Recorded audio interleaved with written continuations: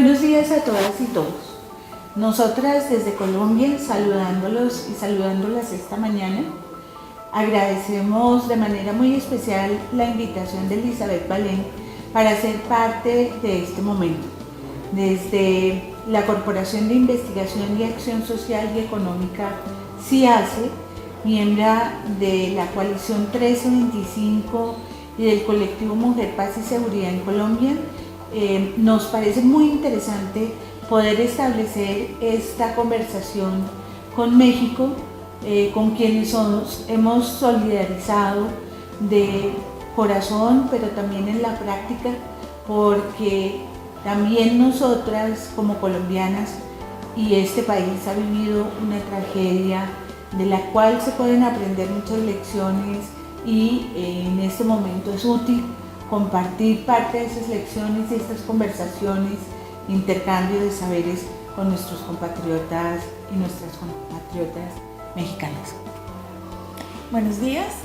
mi nombre es Carolina Dávila. También les extiendo un caluroso saludo. Para nosotras es un gran honor y un privilegio estar acá conversando con ustedes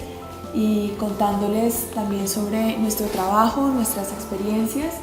y sobre algunos conceptos también y visiones que creemos pueden de alguna forma serles útil en la coyuntura por la que están atravesando y en los análisis que están haciendo de este momento en el que están. Nosotras, a solicitud de Elizabeth, tenemos una serie de preguntas que han sido la guía. Me olvidaba decir mi nombre es Rosamilia Salamanca, y en estas preguntas queremos ir haciendo un formato de conversación que también ustedes pueden ir mirando, interlocutando, parando cuando ustedes consideren conveniente. La primera pregunta que nos hacía Elizabeth es alrededor del feminicidio como parte del patriarcalismo de la guerra. Esta va a ser, digamos, nuestra primera intervención. Vamos a estar conversando las dos sobre el tema, cada una desde su perspectiva, desde una disciplina más sociológica, antropológica de mi parte y una mucho más legislativa y una más jurídica que pondrá sobre la mesa Carolina. Entonces, pues empezamos con la primera pregunta. Es claro para nosotras que en el ámbito de la guerra, las afectaciones para las mujeres y en el ámbito de los conflictos armados internos, los impactos hacia las mujeres son impactos desproporcionados. La razón para que estos impactos sean desproporcionados, Carolina, ¿cuál es? Bueno, las razones yo creo que vienen de desde diferentes áreas. Podemos encontrar razones que atienden, digamos, a una cultura o a una estructura social que efectivamente es machista y patriarcal y que ha impuesto unas lógicas de relación, unas lógicas de ejercicios de poder que generan una discriminación hacia las mujeres que ha sido identificada en el marco del conflicto colombiano, en particular por los jueces y por los jueces de la Corte Suprema de Justicia, como una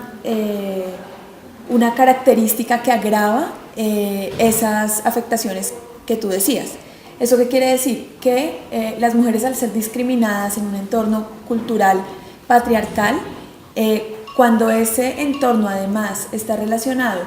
o se enfrenta a una situación de conflicto armado, lo que pasa con esas discriminaciones es que se exacerban y que se aumentan pues las afectaciones hacia las mujeres en este caso y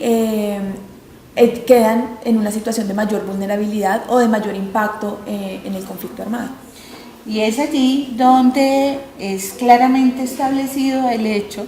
de considerar a las mujeres como botín de guerra o considerarlos como territorio de guerra.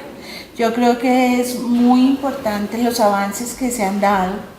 porque antiguamente se planteaba que las afectaciones hacia las mujeres en los ámbitos de conflicto, en los ámbitos de guerra, eran efectos colaterales a los hechos de guerra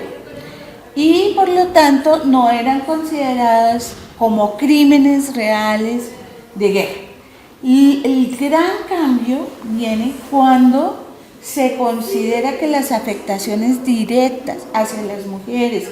feminicidios, como lo plantea Elizabeth, o las violaciones, los accesos carnales violentos, la prostitución forzada, el embarazo forzado, el aborto forzado, la esclavitud forzada, en el ámbito del conflicto son crímenes de guerra.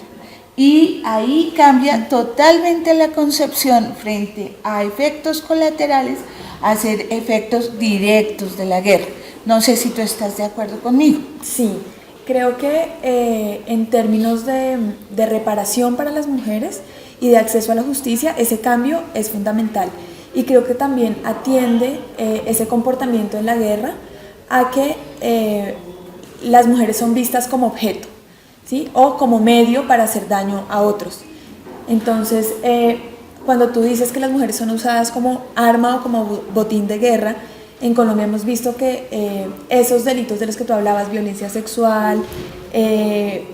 feminicidios, desplazamiento va, en el caso, cuando va contra las mujeres, va ligado, por ejemplo, a someter poblaciones. Entonces, cuando cambiamos esa lógica de que las afectaciones que tienen las mujeres son un daño colateral y empezamos a entender que son parte de la dinámica de la guerra y que incluso son usadas de forma, digamos, consciente y con un propósito, entonces eso se refleja también en la forma como exigimos que eso, pues, como exigimos que eso sea investigado, como exigimos que eso haga parte, por ejemplo, de procesos de verdad y que haga parte de un proceso de reparación en el que,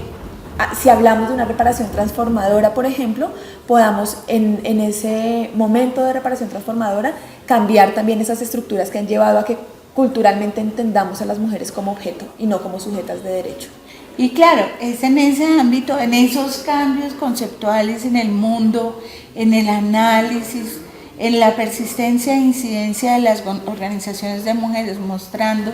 los efectos desproporcionados que causan los conflictos y las guerras en las mujeres, es que aparece algo tan importante como la resolución 1325 de Naciones Unidas. Yo creo que para ir abordando la segunda pregunta que está sobre la mesa, que es la resolución 1325 como alternativa para salvaguardar el derecho fundamental de la vida de las mujeres, es muy importante. Yo creo que la 1325 es una manera, no sé si todos y todas la conocen, pero la 1325 es el resultado de una discusión, incidencia, trabajo importante hacia el Consejo de Seguridad en Naciones Unidas, siendo el Consejo de Seguridad una instancia de gran importancia porque aquí se debate la guerra y la paz en el mundo. El hecho de tener o de haber obtenido una resolución que pone el tema de las mujeres en los conflictos armados como un tema central para la paz mundial es un logro inmenso. Y es un logro además en tanto logra generar una serie de resoluciones que van avanzando y afianzando la tipología de afectaciones y los indicadores que garantizarían una transformación de esa condición y posición de las mujeres en los conflictos y en los posconflictos y en una situación de paz duradera y sostenida. Por eso es que planteamos que la resolución 1325 tiene las tres grandes P's: la P de la participación, la P de la protección y la P de la prevención. Yo no sé, Carolina, no sé si podemos plantear también por qué esta resolución invita a la posibilidad de mostrar los cambios sustantivos que se pueden dar en esas tres P's fundamentales para que se consideren a las mujeres sujetos de derecho en medio de los conflictos. No sé qué opinas de eso. Sí, yo creo que la resolución recoge un gran trabajo de las organizaciones de mujeres. A mí siempre me gusta decir cuando hablamos de la resolución 1325 que toda esta normatividad nacional e internacional que aborda los derechos de las mujeres o que da mayores herramientas para que las mujeres puedan exigir sus derechos, nunca son concesiones ni de los estados ni del Consejo de Seguridad, que siempre al ser esto una lucha por equilibrar el poder, pues es una lucha que se logra mediante la incidencia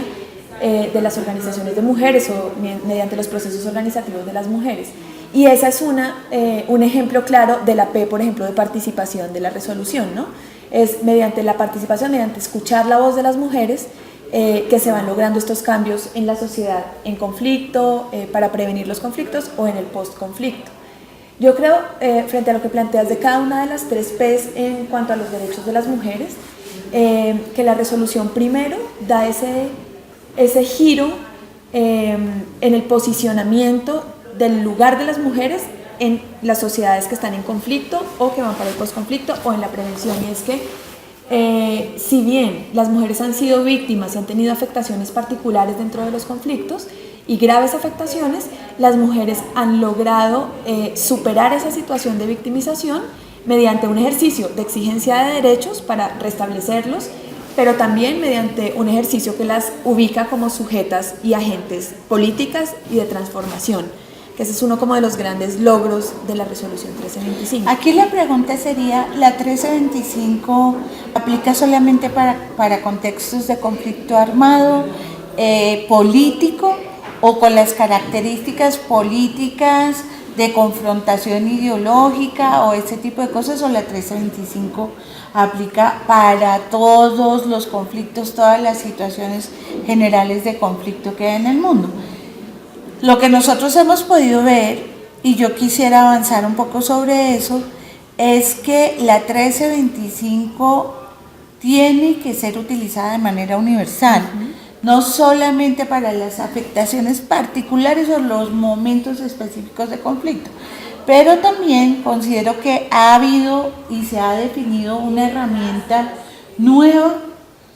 poderosa, que vincula la CEDAW con la resolución 1325, y esa es la recomendación 30.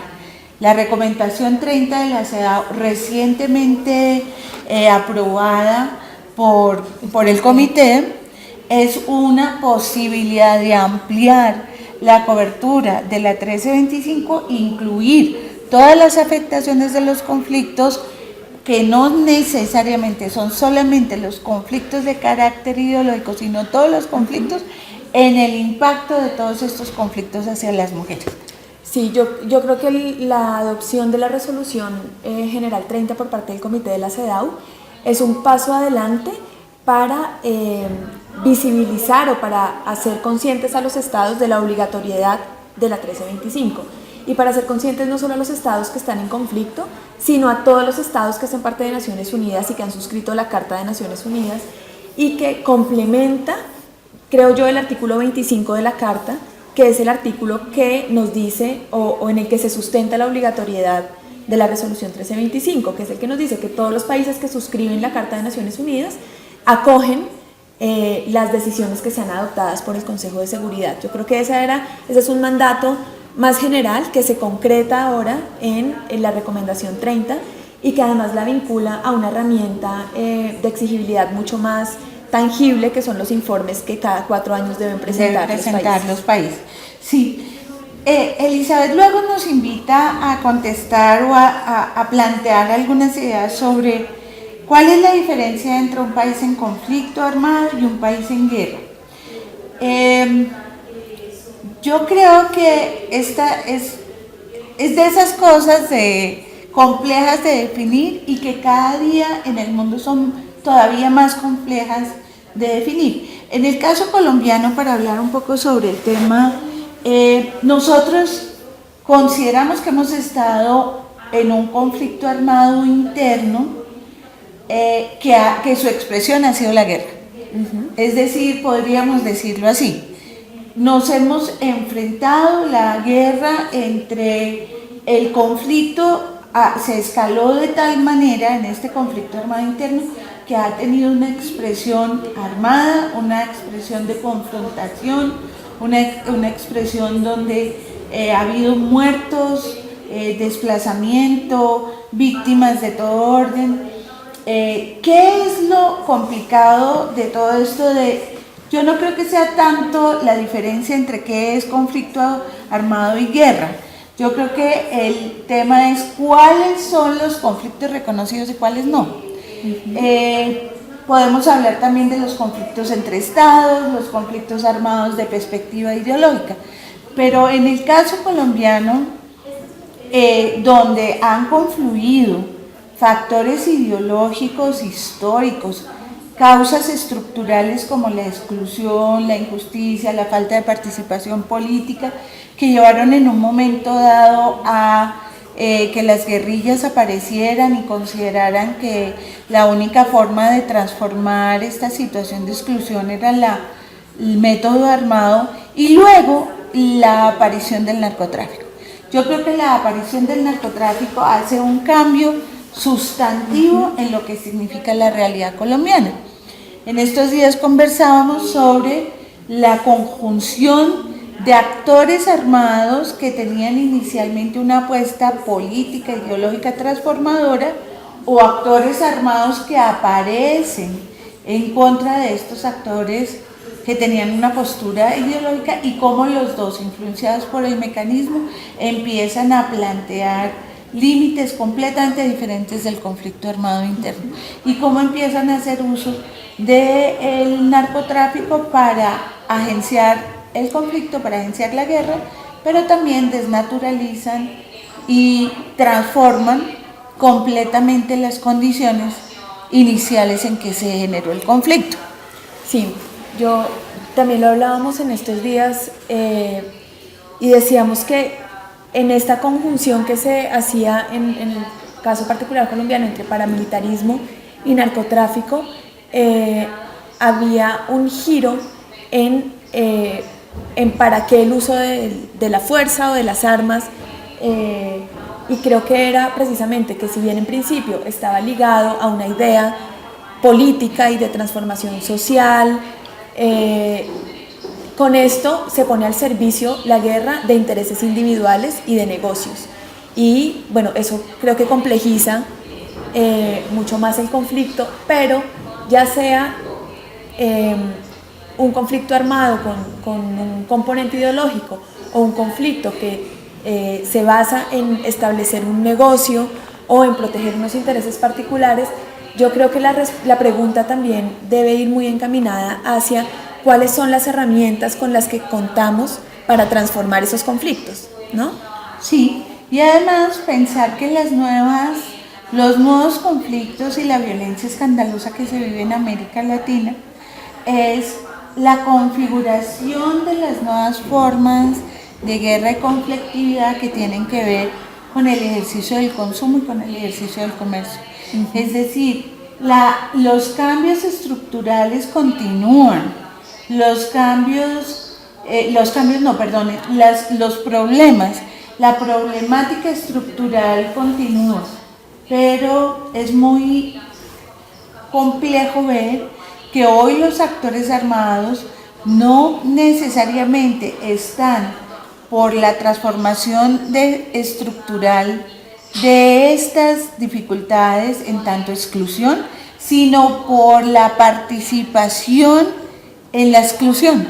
Es decir, cómo lograr los recursos suficientes para ser parte del consumo.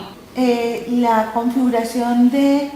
estas nuevas guerras implica entonces una movilidad social, es decir, es como no hemos podido transformar los problemas estructurales, hagamos parte de los problemas estructurales. Una cosa como yo consigo la movilidad social al precio que sea y ya no importa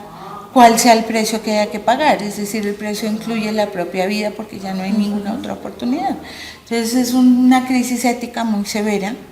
no sé, frente a eso, si hay algún comentario adicional que quieras hacer. Sí, yo cuando tú hablas de toda esta complejidad que empiezan a tomar los conflictos, quería agregar dos elementos que yo creo que han sido Uno que ha sido muy nocivo en el caso colombiano y que creo que también puede ser de utilidad para las personas que nos están escuchando en el contexto mexicano, que es el tema de la corrupción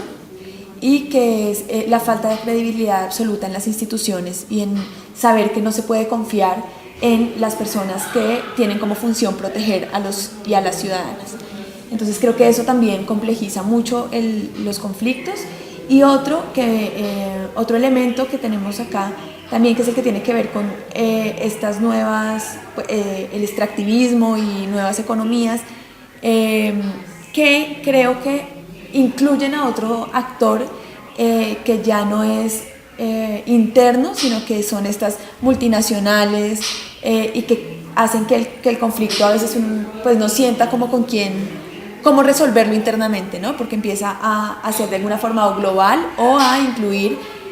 actores que están fuera del territorio, digamos, en términos de soberanía, como generalmente se conoce, ¿no? Entonces, si hablamos, por ejemplo, de cómo terminar un conflicto armado como el colombiano y hablamos de negociaciones en La Habana entre los actores que hacen parte, cuando vemos estas nuevas conflictividades, vemos que su respuesta o su transformación pues implica muchos más actores. Muchas más cosas. Sí, eso es clave, porque yo creo que el proceso de paz en este momento en La Habana nos resuelve posiblemente un problema, pero nos quedan como 15 más para poder resolverlos. Bueno, para ir terminando, hay un tema que los que hemos estado en México, los que hemos hablado con personas mexicanas, nos lo han enunciado varias veces, y en una de las preguntas Elizabeth nos lo vuelve a enunciar, que es la colombianización de México. Yo no sé qué opinas tú al respecto, pero yo cada vez que oigo un término así es como un dolor en el alma, es como una situación en la que es imposible que nuestro país, que ha sufrido tanto y que ha tenido procesos tan trágicos y tan complejos, y que nos ha llevado a una sociedad tan difícil como la que estamos viviendo en este momento, se haya vuelto un verbo o una manera de nombrarse. Es decir, nos estamos colombianizando. ¿Quién se colombianizó? Colombianizándonos, una característica. Y entonces muchas veces hemos escuchado el término, lo que pasa es que se nos colombianizó esta sociedad. Eso da una muestra, por un lado, que a mí, pues, cuando digo que me duele un poco el corazón, es el concepto que se tiene del colombiano y la colombiana, y de la sociedad colombiana. No creo que haya una idea muy clara de cuál ha sido la historia por la que ha pasado este país, los niveles de trauma, los niveles de lucha, los niveles de resistencia en un conflicto que ha durado más de 50 años y que ha tenido tantas causas diferentes y que solamente se conoce en su última etapa a raíz de todo el tema del narcotráfico. Y además creo que cuando estamos hablando de colombianizarse, estamos hablando de una manifestación que se da en varias partes del mundo, no solamente en Colombia, de este terrible azote que hemos llamado el narcotráfico, y que tiene múltiples causas, pero múltiples efectos y además múltiples acciones ligadas a su alrededor, que hacen que sea un negocio tan disputado en América Latina. Sí, yo siento lo mismo, porque además este término de colombianización de una sociedad se refiere específicamente al narcotráfico, ¿no? Y a todo a la violencia que el narcotráfico implicó para la sociedad colombiana, que yo creo que al nombrar así, digamos, es una forma ligera de ver un fenómeno que ha sido muy doloroso y que ha tenido grandes consecuencias para la sociedad colombiana, que ha sido la víctima de esto, que además es también uno de estos problemas que es a nivel global, ¿no? Que tiene consecuencias, digamos, en la prohibición a nivel mundial del consumo de drogas, en que durante mucho tiempo se negó a darse un debate sobre la legalización o sobre la comercialización o algún debate de algún tipo sobre el tema, y en esa medida la sociedad colombiana fue víctima de ese tipo de medidas, y yo creo que tiene consecuencias muy violentas. Durante mucho tiempo la sociedad colombiana estuvo muy asustada, por ejemplo, con el tema de las bombas, de los enfrentamientos entre las bandas de narcotraficantes, pero además que está relacionada también con eso que tú decías de crear de alguna forma una sociedad paralela, ¿no? Que al no poder ser incluida, entonces es una forma, digamos, es un nuevo modelo de vida muy nocivo. Y es un modelo de vida en el que muchas preguntas éticas quedan ahí flotando, ¿no? Entonces vemos casos muy graves, por ejemplo, de las mujeres que no ven otra forma de salir de la pobreza que relacionándose con estos narcotraficantes, bueno, los sicarios y toda esta población que no ve en la sociedad legal, digamos, una opción para salir de la exclusión, para salir de la pobreza, y que ve en estas nuevas dinámicas violentas una salida con las consecuencias que tiene, de arriesgar su vida, como decías, o pues las mujeres que acceden, por ejemplo, a objetivarse, a transformarse, a operarse para pues acceder a ciertas cosas que no podrían acceder de otra forma. Entonces creo que son muchas consecuencias que son, pues que nosotros en general como colombianos y como colombianas padecimos ese fenómeno. Creo que de alguna forma hemos ido saliendo también de ahí, que hay muchas formas de violencia de ahí que se han transformado o que hemos tratado de superar de alguna manera, y que eso también debería verse cuando se ve, digamos, como la experiencia. Yo creo que está muy bien ver la experiencia, y si hay algo que está pasando parecido, pues ver cómo se aprende algo de ahí, pero entonces ver el fenómeno, digamos, de manera completa y compleja. Y compleja, sí. Creo que para ir cerrando, cuando estamos hablando de la complejidad del fenómeno, un elemento que empieza a aparecer en la sociedad colombiana a raíz de el cambio, digamos, de rutas del comercio de narcotráfico y de la mayor preponderancia en este momento de los narcotraficantes en México, es la increíble comercialización de droga al interior del país, es decir, el microtráfico,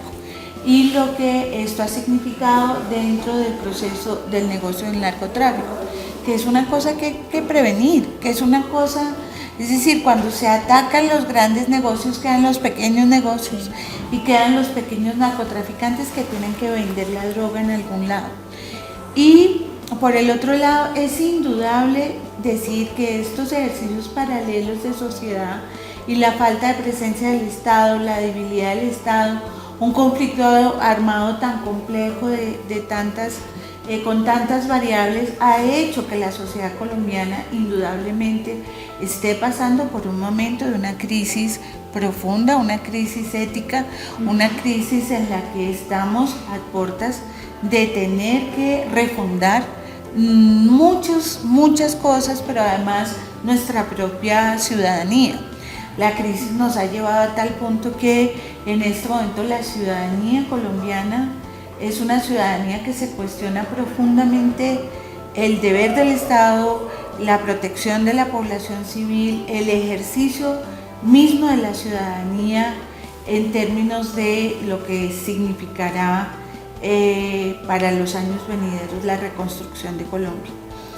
Sí, yo quería decir algo también frente a los efectos del conflicto en la sociedad, y esa militarización de la vida privada, que hace que los colombianos y las colombianas muchas veces reaccionemos de forma muy violenta frente a pequeños conflictos cotidianos, porque es la manera en la que nos afecta el gran conflicto armado en el que estamos inmersos. Y esto es también una invitación, ¿no?, a las personas que nos escuchan a esta reflexión que comience desde este momento, que es por la que estamos pasando nosotras y nosotros ahora, y es ver cómo empezamos a desmilitarizar y a no reproducir esas lógicas de violencia en nuestros pequeños entornos.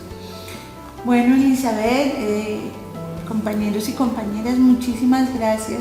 por la atención que nos han brindado. Esperamos que esta conversación pueda continuar. Esperamos que la posibilidad de ver la sociedad colombiana como una sociedad que ha tenido que aprender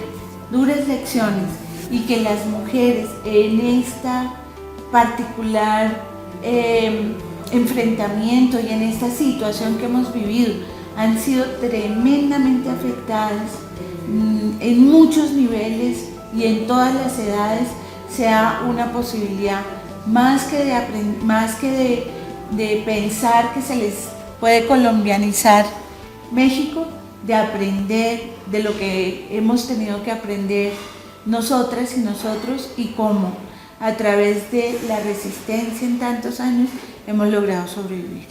Muchísimas gracias.